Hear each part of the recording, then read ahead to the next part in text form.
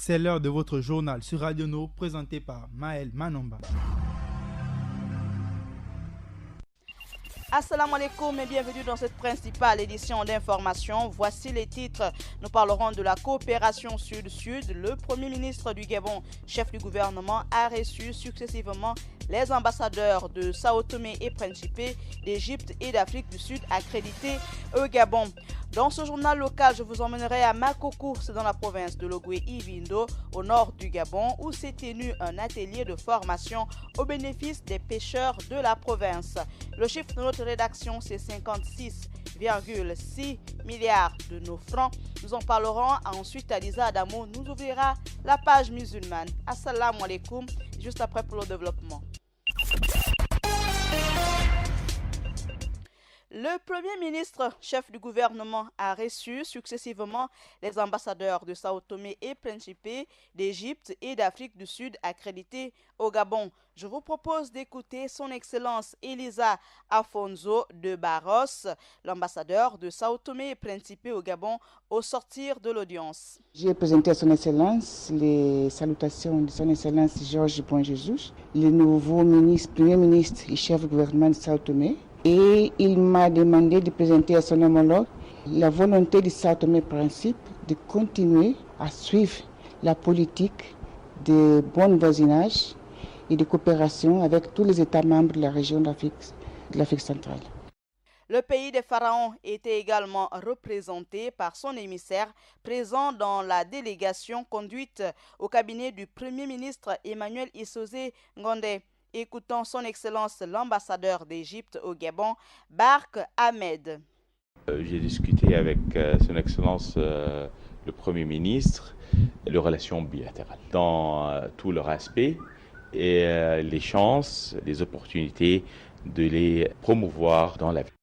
Le Gabon doit accueillir la prochaine réunion des experts et l'arrêt des vols de South African Airlines sur le Gabon était à l'ordre du jour de la rencontre entre le Premier ministre gabonais et son Excellence l'ambassadeur d'Afrique du Sud au Gabon, Queen Anne Zondo, que je vous laisse écouter. Le premier sujet concernait la réunion des experts. La dernière rencontre s'est tenue en Afrique du Sud en 2014.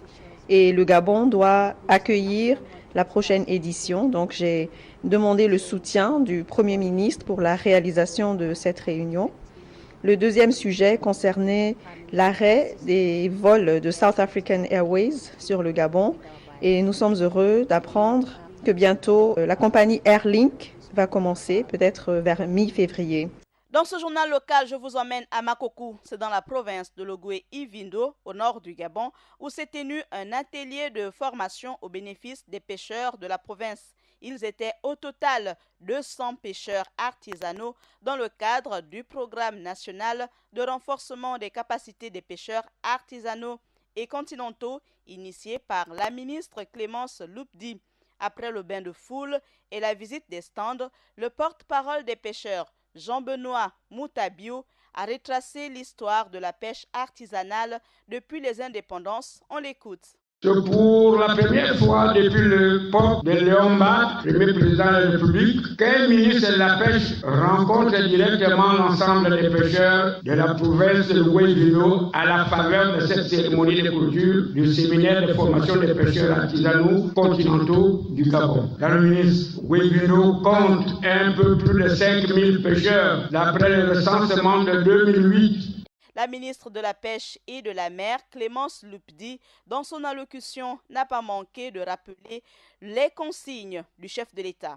Le gouvernement, sous l'autorité du Premier ministre Issoze Ngondé et sur instruction du chef de l'État, quand on nous a nommé, le président de la République, son Excellence Ali Bongo Ondimba, nous a demandé à nous ministres d'être en contact avec les acteurs que vous êtes.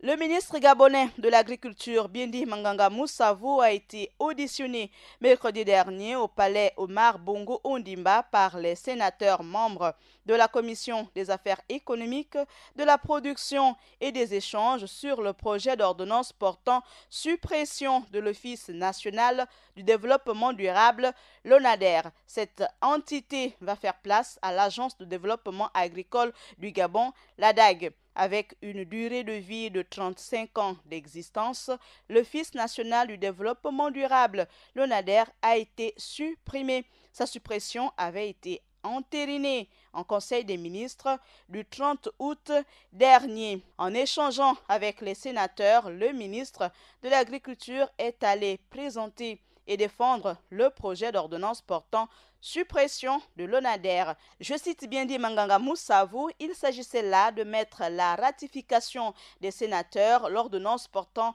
suppression de l'ONADER entre 1983 et maintenant, la politique agricole de notre pays a été redéfinie. Le plan stratégique Gabon émergent a assigné des nouvelles missions au ministère de l'Agriculture qui sont de valoriser le potentiel de notre pays et d'assurer sa sécurité alimentaire, a-t-il affirmé. Sur l'Agence de développement agricole du Gabon, l'ADAG, le ministre, membre du gouvernement, a fait savoir aux sénateurs que sa création en 2018, dans un contexte de restructuration du ministère de l'Agriculture et de la Recherche, des stratégies pour faire de l'agriculture un secteur porteur pour l'économie nationale. Il a également indiqué que cette nouvelle structure aura plusieurs missions, dont celle portée par l'ONADER. Je cite à nouveau: aujourd'hui, il vous fallait avoir une agence qui soit en mesure d'accompagner le ministère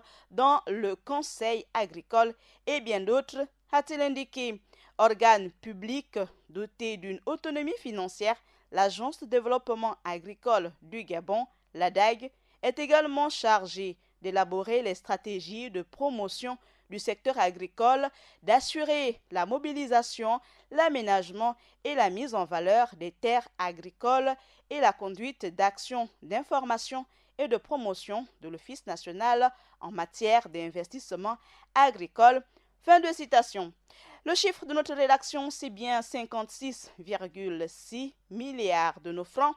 L'aboutissement du dossier du Gabon pour la 3e revue au titre du mécanisme élargi de crédit est effectif avec l'approbation le 19 décembre dernier par le Conseil d'administration du Fonds monétaire international, le FMI, d'un décaissement de 99 millions de dollars, soit environ 56,6 milliards de nos francs.